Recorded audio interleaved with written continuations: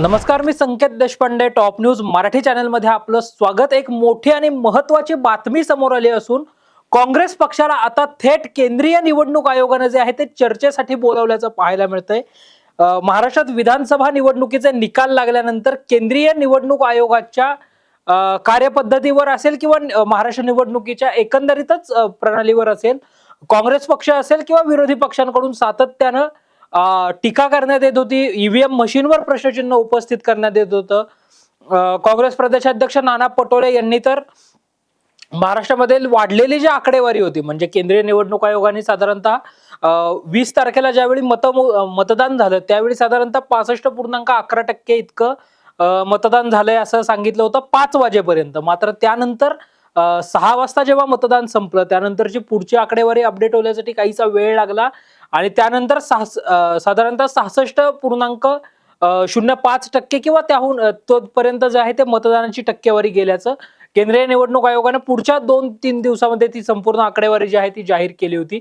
आणि ही आकडेवारी जाहीर झाल्यानंतर अचानक मतदान कसं वाढलं असा सवाल काँग्रेस पक्षाकडलं करण्यात आला होता. यानंतर आता केंद्रीय निवडणूक आयोगानंच काँग्रेस पक्षाला जे आहे ते चर्चेचं निमंत्रण दिलेलं आहे. 3 डिसेंबरला केंद्रीय निवडणूक आयोगानं चर्चेसाठी यावं असं काँग्रेस पक्षाला म्हटल्याचं पाहायला मिळतंय. काँग्रेसला हे निमंत्रण जे आहे ते देण्यात आलेलं आहे.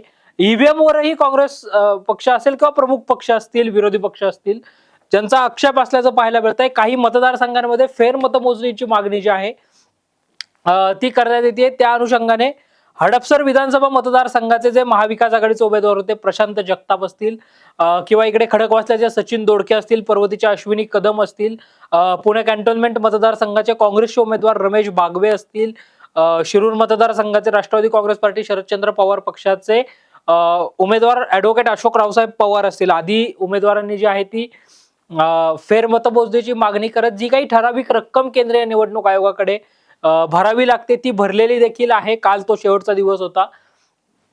या सगळ्यानंतर आज काँग्रेस पक्षाला केंद्रीय निवडणूक आयोगाने जे आहे ते चर्चेचं निमंत्रण दिलेलं आहे. दरम्यान आता काँग्रेस पक्षात हे निमंत्रण स्वीकारतात का, आणि स्वीकारलं तर काँग्रेसचं शिष्टमंडळ केंद्रीय निवडणूक आयोगाला भेटण्यासाठी जाणार का, आणि या शिष्टमंडळामध्ये कोण असणार, हे सगळेच प्रश्न आता आपल्याला पाहावे लागणार आहेत. 3 डिसेंबरला केंद्रीय निवडणूक आयोगाचं निमंत्रण स्वीकारत काँग्रेसचे नेते हे नवी दिल्लीमध्ये जात केंद्रीय निवडणूक आयोगाची भेट घेतात का, हे पाहणंही महत्वाचं असणार आहे. अशाच ताज्या आणि महत्वपूर्ण बातम्यांसाठी पाहत राहा top news Marathi.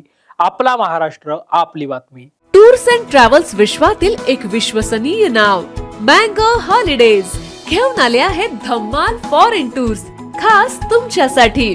Exotic Europe 17 रात्री 18 दिवस, साऊथ आफ्रिकन सफारी 9 रात्री 10 दिवस, नॉर्दर्न लाईट्स 8 रात्री 9 दिवस, दुबई अबुधाबी 5 रात्री 6 दिवस, व्हिएतनाम कंबोडिया 8 रात्री 9 दिवस. तर आजच आपली सीट बुक करा आणि आपल्या फॉरेन टूर्स मेमोरेबल करा. मँगो हॉलिडेज म्हणजेच अविस्मरणीय सहलीचा अनुभव. मँगो हॉलिडेज, 4था मजला, स्वोजस कॅपिटल अतिथी रेस्टॉरंटच्या वर, लॉ कॉलेज रस्ता, पुणे 4. संपर्क पुणे 83 839 505 किंवा 80 80 81 74 54. मुंबई 83 839 503 किंवा 96 53 18 74 78. Come on guys, hurry up. यार सुन ना, एक ब्रेक ले लेते हैं. Guys, I'm telling you, तुम लोगों को सही से ट्रैकिंग नहीं आता. But that's okay, you can learn. रोज का ढक्कन देना. ये रेड वाला है, सही वाला देना. अबे ढक्कन, पहले तो सही पानी पीना.